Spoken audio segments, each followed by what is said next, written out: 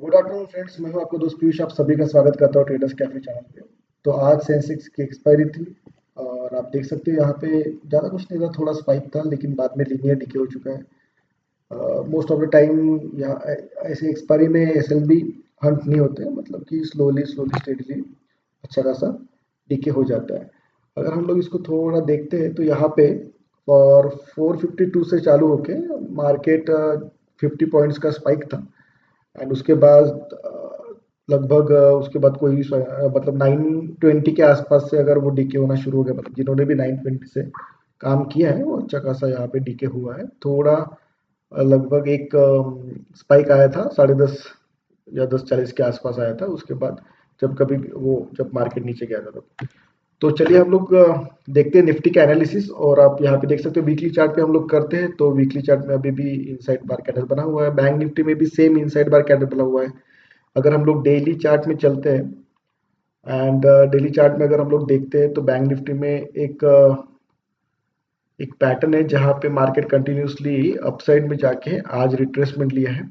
Okay, तो कल का अगर हम लोगों ने वीडियो हमारा देखा होगा तो वहां पे हम लोगों ने एक नॉर्मल रेफरेंस पॉइंट करके दिया था 25,000, ये एक हमारा रेजिस्टेंस जोन था। ओके, 25,000 ये एक हमारा रेजिस्टेंस जोन था। 2 दिन के अपसाइड मूव के बाद किसी को भी लग सकता है कि मार्केट वन साइड डायरेक्शन में 25,000 को ब्रेक करेगा, लेकिन अगर वहां पे रेजिस्टेंस है, मतलब वहां पे अगर कॉल कॉन्ट्रैक्ट शॉर्ट है तो वहां पे मार्केट रेजिस्टेंस ही लेता है। क्योंकि क्या होता है ना, बड़े प्लेयर को अगर जो भी लोग शॉर्ट करते हैं वो लाइक बड़े प्लेयर्स होते हैं। ओके, और वो बड़े प्लेयर की पोजीशन को एकाएक ही काटना, वो भी मार्केट यहाँ से अपसाइड से डाउन, मतलब एक अच्छा खासा रिट्रेसमेंट लेने के बाद थोड़ा मुश्किल हो जाता है। और हम लोग ये देख सकते हैं, ऐसा बोल भी सकते हैं कि शायद बुल्स थक गए हैं। ये 2 दिन कंटिन्यूसली अपसाइड का मोमेंटम लाने के बाद बुल्स ऐसा दिख रहा है कि ये जो थर्सडे की एक्सपायरी होने वाली है निफ्टी की, वो लगभग 25,200 के आसपास या 25,100 के आसपास हो सकती है। क्योंकि अगर कल मोमेंटम नहीं आता है तो फिर से 25,000 का कंटिन्यूसली 3 दिन से एक रेजिस्टेंस का जोन बन जाएगा। और अगर ऐसा ही जोन बना रहा तो हो सकता है कि आने वाली एक्सपायरी भी मार्केट 25,000 के नीचे ही रहे।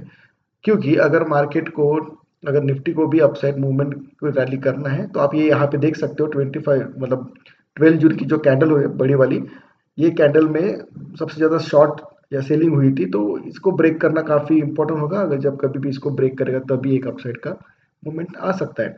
और हम लोग बैंक निफ्टी के बारे में देखेंगे तो बैंक निफ्टी अभी तक हम लोग यहाँ पे देख रहे थे कि कंटिन्यूसली अपने लोस को अपसाइड में शिफ्ट करते हुए लेके जा रहा था। ये डेली का चार्ट है। ओके, बट अभी हम लोगों ने क्या देखा कि ये जो लोस को शिफ्ट करते हुए आगे जा रहा था, तो करीबन 29 मई का जो लो था, ये वाला 29 मई का जो भी लो था वहां पे मार्केट यहाँ पे आया था।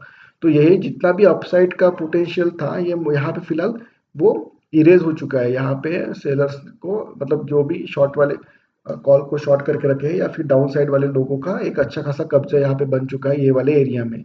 तो बैंक निफ्टी को भी एक डिस्टेंस तय करने के लिए काफी टाइम लग सकता है या फिर उसे दिक्कत हो सकती है। तो जस्ट बिकॉज कि अगर बैंक निफ्टी दिक्कत में है तो निफ्टी भी इतनी आसानी से ब्रेक करने वाला नहीं है। तो हम लोग इसको थोड़ा स्मॉलर टाइम फ्रेम पे चलते हैं, जो कि हम लोग ओपन इंटरेस्ट के बारे में हमेशा बात करते हैं। 24,500 ये हमेशा एक स्ट्रॉन्ग अपसाइड के लिए, मतलब कि एक सपोर्ट रहा है।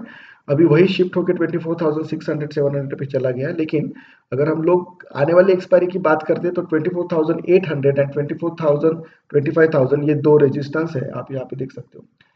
सॉरी, एक सपोर्ट एंड रेजिस्टेंस 24,800 एक काफी अच्छा सपोर्ट है और देन 25,000 एक काफी अच्छा रेजिस्टेंस है। तो आने वाला जो थर्सडे अगर मार्केट कल भी यहाँ पे कहीं ओपन होता है तो आप लोग देख सकते हैं यही रेजिस्टेंस को फेस करते हुए, क्योंकि आज की बड़ी कैंडल जो थी, मतलब 15 मिनट की जो बड़ी कैंडल थी, वो कैंडल का हाई या फिर उसके 50% रिट्रेसमेंट लेके ही भी मार्केट नीचे गिरा है।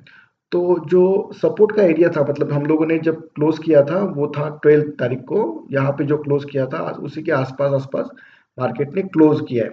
ओके, तो इसका मतलब हम कह सकते हैं कि कल जो अपसाइड की रैली आई थी 25,000 तक, आज फिर से वहां से एक अच्छा खासा रिट्रेसमेंट लिया हुआ है।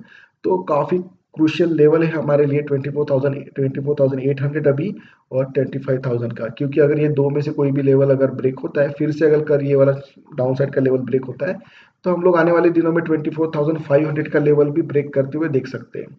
और अगर कल मार्केट सस्टेन कर लेता है, ये थर्सडे को सस्टेन सस्टेन कर लेता है, अगर ये 2 दिन में अगर मार्केट इसको ब्रेक करके ऊपर जाने की कोशिश करता है, अगर मार्केट यहाँ पे इसको कैसे भी साइडवेज को ब्रेक करके अगर ऊपर जाने की कोशिश करता है, देन हम लोग ये देख सकते हैं 25,200 का लेवल एक आते हुआ देख सकते हैं। और इस बार अगर 25,200 का लेवल आया और उसके साथ अगर बैंक निफ्टी ने भी कॉम्प्लीमेंट किया है वही प्राइस एक्शन को, तो हम लोग कह सकते हैं कि आने वाले कुछ दिनों में या फिर नेक्स्ट वीक में हम लोगों को एक अपसाइड की रैली देखने को मिल सकती है।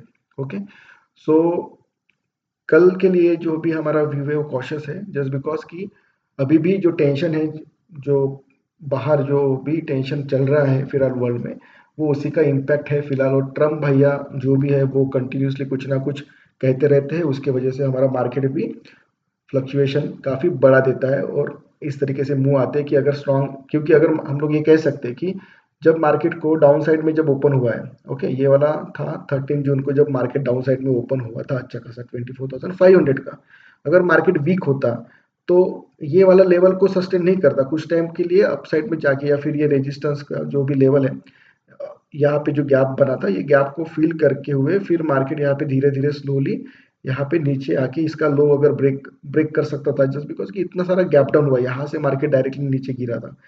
लेकिन जैसे ही मार्केट 24,500 को टच किया उसके बाद वन साइड मूवमेंट आया और जो कि हमें लेके चला गया 25,000 तक। ओके, लाइक 500 पॉइंट की रैली ये हमें देखने को मिल गई थी। इसका मतलब क्या है कि ये एक इन्फ्लेटेड एरिया है, जस्ट बिकॉज कि अगर बाहर ग्लोबली क्लूज अच्छे नहीं है तो ये इसलिए हमारा मार्केट उस टाइम पे डायरेक्टली वन साइड नीचे गिरा था एंड देन गैप डाउन हुआ था।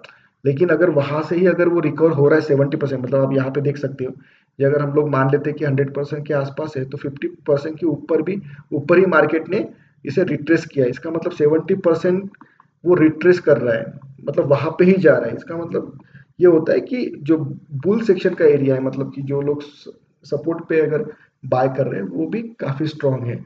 और जस्ट बिकॉज कि बाहर के देशों में जो भी तान तनाव चल रहा है, वो जो माहौल है वो गंदा माहौल है, उसकी वजह से हम लोग को ये भी नहीं समझ में आ रहा है कि अगर हमें किस तरीके से ट्रेड, मतलब यहाँ पे किस तरीके से मार्केट बिहेव कर सकता है, आइदर वो डाउन साइड में जाएगा या फिर अप साइड में, ये कोई नहीं बता सकता है। लेकिन हम लोग के पास दो इंपॉर्टेंट लेवल है जो कि आता है 25,200 का और 24,500 का।